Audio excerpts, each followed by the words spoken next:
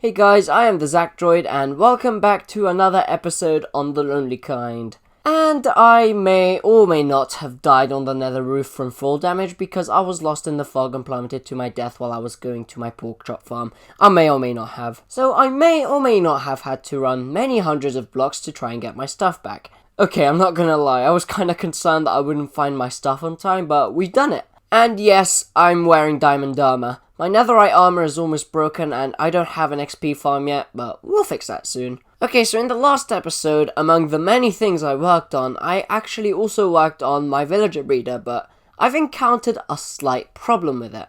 So when it's night time, the villagers sleep like they should, but they don't wake up in the little trapdoor hole.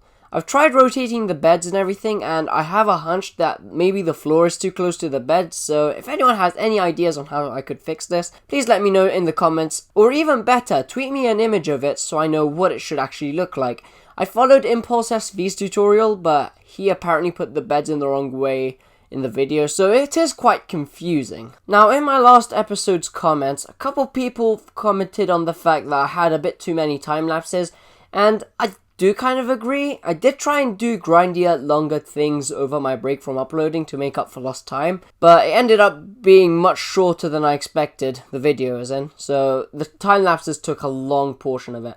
So I'm going to try and do as little time lapses as possible from now on. I only have 2 in this episode, and they shouldn't really take that long. So I guess let's start off the first time lapse by going to the end, and make a cobblestone pillar to get down to the bottom of the void. And make the XP farm I insinuated I would make before. Enderman XP farms are by far one of the best XP farms out there, and I have decided to use the same design that I used over on Logicraft, and this design is by a YouTuber called Pixel Riffs. A link to his video building it is in the description below. I did make a couple modifications though, such as making the Enderman fall a bit further down to prevent the Endermite from dying to them, and I also put trapdoors at the bottom, as you will see later, because I don't want too many Endermen to spawn and just lag out the server when no one's at the farm, but the farm is still loaded. Okay, enough about that. Now let's break down the last statistics that we've gotten in the statistics busting. I think this is going to be the last occasion. There was another statistic that I was thinking of trying out, which is what devices do you watch my videos from, but honestly, I feel like that won't really be an accurate thing to ask because maybe you've watched one on your phone, but you've watched the next one on a computer, so it's not really the most accurate thing ever. But last week, these are the results that I got. So this looks really messy, and I put everything into Excel, and this is what we have gotten. Well, the 45% of you that answered are from the US, which is a lot bigger than I expected, not gonna lie. 21% from the UK, 9.1% from Sweden, 6.1% from India, and then 3% of you are from Bangladesh, Canada, the Czech Republic, France, Germany, and Malta. That is very interesting because if we compare this with YouTube Studio, the ones that show up are the US, and it's 13%, the United Kingdom, which is 6.9%, India, which is 0.6%, then Germany says 0, Italy as well, which whoever watched from Italy didn't vote in my poll, and Sweden. Now, I don't get fooled by the 0. I think the 0 in the number doesn't make sense, but 0.0% kind of does, because 0.0% would be rounded. So I'm not really sure. It didn't really show any other countries other than that either, but that is to show you how inaccurate YouTube Studio is. So then again, the poll is also kind of inaccurate because just because you have put your country down in the poll doesn't mean everyone has. I only got 33 responses that time out of the, I'm not sure how many views that video is on. I would assume 250-ish? I'm not sure. But okay, there goes the stats busting. If you have any other ideas on what I could talk about in my time lapses other than just life, let me know down in the comments below. This thing is now built and I think it's awesome. And seeing that I have plenty of wool and string, everything is suspended in the air, which I think make this build look quite cool as it's only 1 pixel thick, which I think is pretty cool if I say so myself. And because of this, Endermen shouldn't even be able to teleport to us because they can only teleport on a real block. This doesn't count as a real block, so nothing will spawn or teleport here, which is obviously a good thing. This thing has trapdoors at the bottom, which means that if the farm is inactive, the trapdoors can just be opened, and we can watch it rain Enderman. Now, I'm not going to stand there because it's a bit dangerous, but if I go off onto the side... Look at them, they're just falling. I will redstoneify this and probably use iron trapdoors, but that won't happen yet. I've also made a full bookshelf setup, but I didn't have enough iron for an anvil, so if anyone wants to donate one, that would be great. Also, that bookshelf is in the wrong place. I'm gonna have to move it. I just keep forgetting to bring my silk touch pick over. I'm just about to do something really random. Why am I doing this? I don't know. I'm in Edmund's base, and we're gonna write a sign that says, "It's the wrong dude." Sorry, I just had to. And while we're at it, we might as well spam these all over the place, because why not? I think this is enough. He will probably get his attention. Hopefully it does. Okay, now something incredibly stupid and just as annoying happened.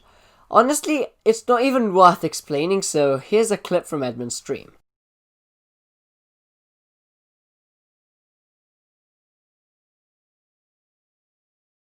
Okay, so he died, and I died trying to get his stuff back.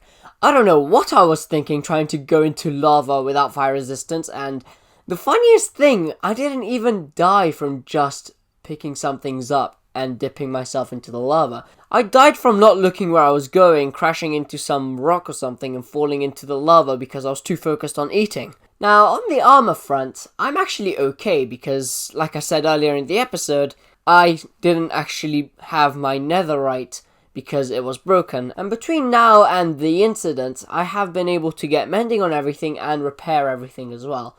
The only problem now is that I don't have an elytra anymore, which is kind of problematic because I am so used to flying at this point. And the worst thing is, I'm gonna have to spend like an hour looking for another one because all the nearby entities have been raided by this point. I have also thought of a way I could fix my skin. What if I bleached myself? This doesn't really require any advanced redstone, to be honest, because all I have to do, honestly, is find bleach and pour it on myself. And with the help of this bleach cow, I can get a bucket of bleach. I don't even know anymore. Okay, so I'm gonna build a little hole next to the rotator and literally just put a dispenser up there and put the bleach bucket inside, and with a button right here, I will be able to activate it. This feels kind of weird. It's kind of tingly. Oh, and might I add, don't try this at home, I am an idiot in Minecraft. Okay, I think I've stayed there long enough. Okay, not as effective as I first thought, but we're getting somewhere. My hair's looking better than before, so that's a start. Maybe I need to put more bleach in, but like, a lot more. Yeah, it's starting to burn a little now. Maybe I put a bit too much bleach. This is actually really hurting me. Ow. Oh. Maybe it was too much. I've completely lost my colour now. Oh no. How will I fix this? Maybe my main focus should be to try and fix the inverter. It took me a while to figure it out when I made it, but by the next episode I will have figured it out. Then I'll worry about fixing the colours on my skin. To be honest, this whole ordeal is lasting a little too long. Just give me my normal skin back, please. And now, it is time for something that, quite frankly, I have been putting off for a while. My base. No, not my little mountainside house, the actual base that I want to build on this mountain. And I'm gonna be honest with you, I kinda derped up and accidentally deleted the world where I built my base, but that's not a big deal as I have literally just built the outline on that world. And honestly, I feel like I want to challenge myself to build an entire base in survival from start to finish and fix whatever needs fixing as I go. I think it would be a fun challenge. So here comes the last time lapse of the video. Hope you guys enjoy.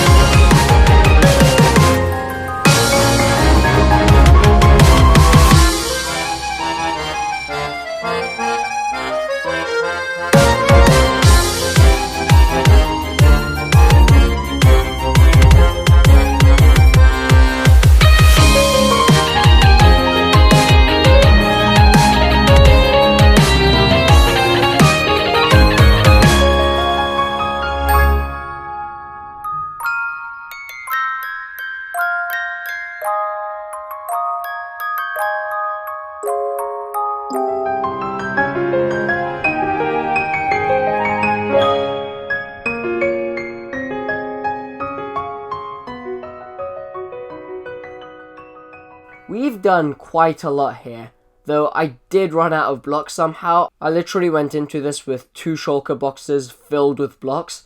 And don't worry, this is going to be temporary. I am aware that the walls are made of cobblestone, granite, dirt, everything. But for now, it's literally just gonna be temporary. I'm going to build over these with actual materials that I want to build with. I'm gonna focus on either dark grey or actually black materials. I'm gonna do a mixture of the two to make it look a bit ominous. And I think this is gonna be where I call this episode. I've gotten back in the flow since my break, and I have quite a lot of ideas and inspiration for the next few episodes of the series. Anyway, I hope you guys have enjoyed this episode, and I will see you in the next one. Bye bye.